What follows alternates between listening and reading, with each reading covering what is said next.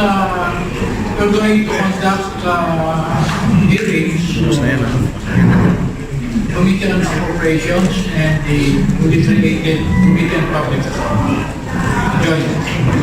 We will continue the hearing regarding the issues of the continuation on the issues of the majority leader's resolution, cash-based budgeting, continuation of what we call questionable insertion,